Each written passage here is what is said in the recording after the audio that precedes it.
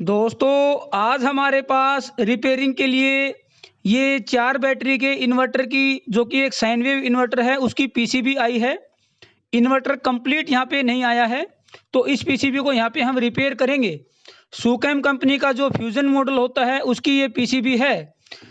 सबसे पहले मैं आपको इसका जो अपडेट है वो कर देता हूँ कि क्या इसमें प्रॉब्लम थी। इसके जो ये मॉसफेट हैं वो शॉर्ट हैं। दूसरा जो चैनल है उसके जो ये मॉसफेट हैं ये यहाँ पे बस्ट हैं, मॉसफेट यहाँ पे उड़ चुके हैं। साथ में इसकी जो ड्राइवर आईसी है, ये ड्राइवर आईसी भी यहाँ पे ख़राब है, बर्नट है, जली हुई है। इसके साथ में जो रजिस्टेंस हैं वो भी यहाँ पे जल चुके हैं, ख़राब हैं। और भी जो रजिस्टेंस हैं वो भी यहाँ पे इसके ख़राब हैं कुछ। लेकिन अब हमें करना क्या है, मैं इतनी सारी मेहनत करूँ कि ये सारे मॉसफेट चेंज करूँ, ड्राइवर आईसी दोनों चेंज करूँ, ये जो रजिस्टेंस हैं एसएमडी में वो चेंज करूँ। इतना सब कुछ करने के बाद मुझे पता लगे कि इतना कर दिया और पता लगा कि जी इसकी जो मेन आईसी है, कंट्रोलर जो माइक्रो कंट्रोलर है वो आपकी ख़राब है, तो हमारी मेहनत यहाँ पे ख़राब जाएगी। कुछ कंपोनेंट भी हो सकता है कि हमारे वेस्ट हो जाएं। तो सबसे पहला हमारा क्या काम है कि हम ये इंश्योर करें, ये पक्का करें कि इसकी जो माइक्रो कंट्रोलर है वो आपकी ठीक है। उसके बाद ही हम यहाँ पे मॉसफेट, ड्राइवर और ये रेजिस्टेंस जो भी कंपोनेंट हैं वो चेंज करेंगे। ये कंफर्म करने के लिए हम क्या करेंगे, सबसे पहले इसको 48 वोल्ट की एसएमपीएस पे, 48 वोल्ट की पावर सप्लाई पे या जो भी आपके पास डीसी सोर्स है उस पे इसको कनेक्ट करके पहले पक्का करेंगे कि कंट्रोलर ठीक है। उसके लिए पहले मैं स्विच से ऑन ऑफ करके देखूंगा। अगर रिले यहाँ पे काम करती है तो मैं मान लूंगा कि कंट्रोलर यहाँ पे कुछ हद तक ठीक है। उसके बाद यहाँ पे हम इसकी पल्सेस चेक करेंगे। पल्सेस चेक करने के लिए यहाँ पे टेस्ट पॉइंट हैं, देखिए ये test point 8, TP8, TP9, TP10, TP11, ये टेस्ट पॉइंट हैं, देखिए 4। ये चारों चैनल की ड्राइव पल्सेस यहाँ पे आती हैं डायरेक्ट माइक्रो कंट्रोलर से। माइक्रो कंट्रोलर से डायरेक्ट यहाँ पे इन टेस्ट पॉइंट पे आपकी ड्राइव आती हैं, वो यहाँ पे हम चेक कर लेंगे स्विच को ऑन करके। कुछ मॉडल में क्या होता है कि वो पल्स कुछ देर के लिए आएगी और फिर आपका वो ट्रिप हो जाएगी। कुछ में यहाँ पे परमानेंट भी आती रहती है। हम यहाँ पे चेक कर लेंगे कि यहाँ पे हमारी परमानेंट आती हैं या कुछ टाइम के लिए, सेकंड के लिए यहाँ पे पल्सेस आती हैं। अगर यहाँ पे पल्सेस आती हैं तो हम ये मान लेंगे कि माइक्रो कंट्रोलर हमारा लगभग ठीक है। उसके बाद हम मॉसफेट वगैरह चेंज करके इसको यहाँ पे रिपेयर करेंगे। सबसे पहले हम इसको कन्फर्म करेंगे। साथ में मैं आपको ये बता देता हूँ कि ये जो 4 ड्राइव पल्सेस हैं ये आपकी इस माइक्रो कंट्रोलर की, यहाँ से देखिए 1 नंबर पिन से स्टार्ट होता है और 44 पिन यहाँ पे दूसरी साइड में ख़त्म होती हैं। 44 पिन की ये आईसी है। तो इसकी जो ड्राइव पल्सेस हैं वो पिन नंबर 10, पिन नंबर 11 से आती हैं और साथ में पिन नंबर 14 और पिन नंबर 15 से आती हैं। मैं कंटिन्यूटी से भी आपको यहाँ पे चेक करवा दूंगा कि आपकी ड्राइव पल्सेस 10, 11, 14 और 15 नंबर पिन से आपकी इस कंट्रोलर से यहाँ पे इन टेस्ट पॉइंट पे आती हैं। हमने यहाँ पे मल्टीमीटर को कर लिया है डीसी वोल्ट पे। 48 वोल्ट का सिस्टम है, 48 वोल्ट से हमने इसको कनेक्ट कर दिया है 48.4 वोल्ट। अब यहाँ पे हम चेक करेंगे, सबसे पहले स्विच को ऑन करने की कोशिश करेंगे। रिले ऑन होती है, रिले वापस ऑफ होती है, यानी कि माइक्रो कंट्रोलर इस स्विच को तो यहाँ पे सेंस कर रही है, तो कुछ संभावना है कि माइक्रो कंट्रोलर हमारे यहाँ पे ठीक हो।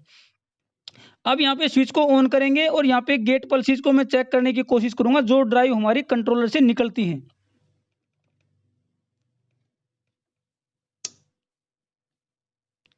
कोई गेट ड्राइव यहाँ पे नहीं है, यहाँ पे भी नहीं है।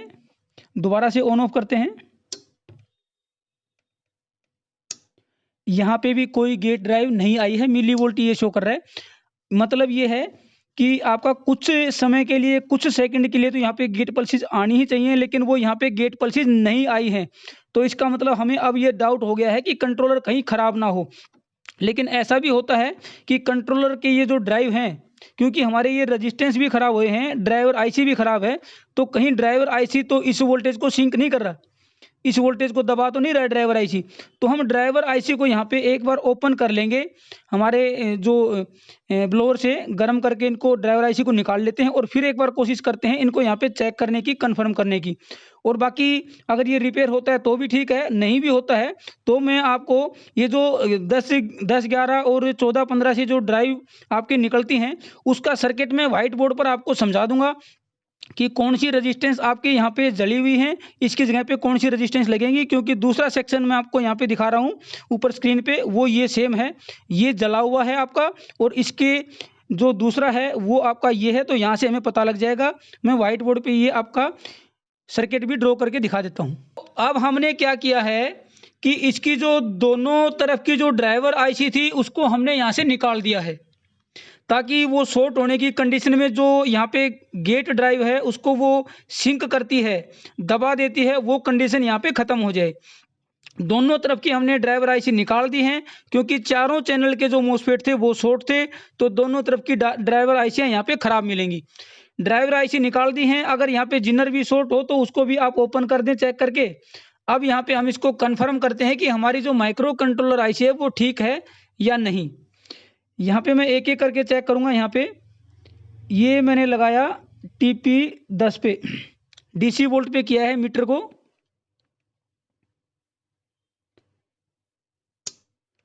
.3 TP11 पे 2.3, TP9 पे 2.3 और TP8 पे 2.3। अभी मैं ऑफ करूँगा स्विच को। अब ये गेट जो ड्राइव थी, गेट पल्स थी, वो यहाँ पे आप नहीं आ रही हैं। जैसे स्विच को ऑन करते हैं वो आपकी वापस आ जाती हैं। इसका मतलब ये है कि आपकी जो कंट्रोलर आईसी है, माइक्रो कंट्रोलर है, जो मेन आईसी है, वो आपकी यहाँ पे बिल्कुल ठीक है। हमने चारों पल्सेस यहाँ पे चेक कर ली हैं। इसके बाद हम यहाँ पे क्या करेंगे कि इन मोस्फेट को यहाँ पे चेंज कर देंगे। ड्राइवर आईसी को हम यहाँ पे चेंज कर देंगे। जो भी नंबर है 7390 या जो भी ड्राइवर आईसी यहाँ पे लगी है उसको आप 1 to 1 रिप्लेस कर दें। मोस्फेट जो लगे हैं वो सेम चेंज कर दें। उसके बाद यहाँ पे कुछ रेजिस्टेंस बर्नट हैं वो यहाँ पे चेंज कर दें। रेजिस्टेंस कौन सी बर्नट है, यहाँ पे कौन सी लगेगी, वो मैंने इमेज में आपको शायद दिखाई है। अब फिर से मैं आपको दिखा देता हूँ। यहाँ पे ये जो इमेज है इसमें आपको ये जली हुई रेजिस्टेंस दिखाई दे रही है। इसकी जगह पे दूसरे सेक्शन की ये ओके वाली हैं। इनमें 4 रेजिस्टेंस हैं। 2 रेजिस्टेंस 470 ओम की हैं 805 पैकेज में, और 2 रेजिस्टेंस 2.2K की हैं वो भी 805 पैकेज में। अगर आपके पास SMT में नहीं है तो आप PTH यानी कि थ्रो होल की जो रेजिस्टेंस हैं वो लगा सकते हैं। 1/8 और 1/4 की जो भी आपके पास अवेलेबल हैं वो रेजिस्टेंस लगा दें। सर्किट को मैं समझा देता हूं, अगर यहाँ पे प्रिंट भी अगर कोई ख़राब हो। दोस्तों मैं माइक्रो कंट्रोलर से यहाँ पे आपका ड्राइवर आईसी तक जो सर्किट है वो बता देता हूँ। माइक्रो कंट्रोलर की जो पिन नंबर 10 है, माइक्रो कंट्रोलर पिन नंबर 10 जो है वहाँ से प्रिंट आएगा।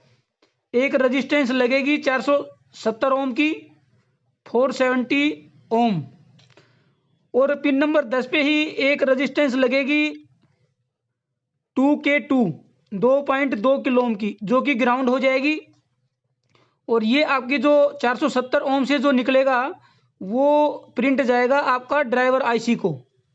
पिन नंबर 1 भी हो सकती है। ऐसे ही सेम जो है आपका पिन नंबर 11 के लिए भी रहेगा। माइक्रो कंट्रोलर से जो पिन नंबर 11 है उसके ऊपर भी एक रेजिस्टेंस लगेगा 470 ओम का। पिन नंबर 11 पे ही एक रेजिस्टेंस लग के उसको ग्राउंड किया गया है। 2K2 की रेजिस्टेंस है, और ये जाएगी आपको ड्राइवर आईसी के पिन नंबर 2 पे। सेम ऐसे ही जो है आपका पिन नंबर 14 के लिए भी ड्राइवर सर्किट में ऐसे ही रहेगा, और पिन नंबर 15 जो है माइक्रो कंट्रोलर से आती है उसका भी सर्किट आपका सेम रहेगा।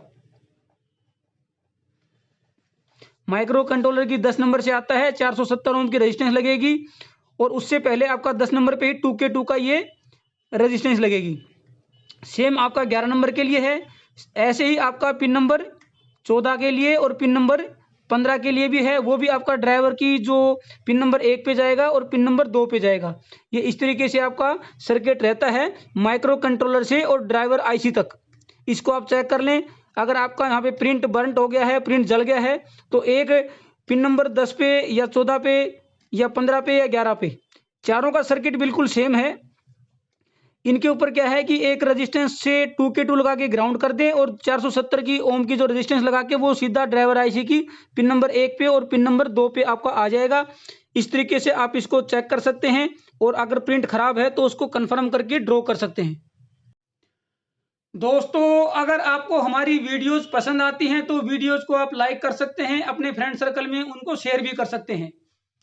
इसी तरह की वीडियोस को देखने के लिए आप हमारे चैनल की प्लेलिस्ट में जाके सभी वीडियोस को देख सकते हैं, जिसमें हमने थ्योरेटिकल और प्रैक्टिकल के कॉम्बिनेशन वीडियो बनाने की कोशिश की है ताकि आपको समझने में आसानी हो। नए हैं तो चैनल को सब्सक्राइब कर लें, बेल आइकन दबा दें ताकि नए वीडियोस की नोटिफिकेशन आप लोगों तक लगातार मिलती रहे।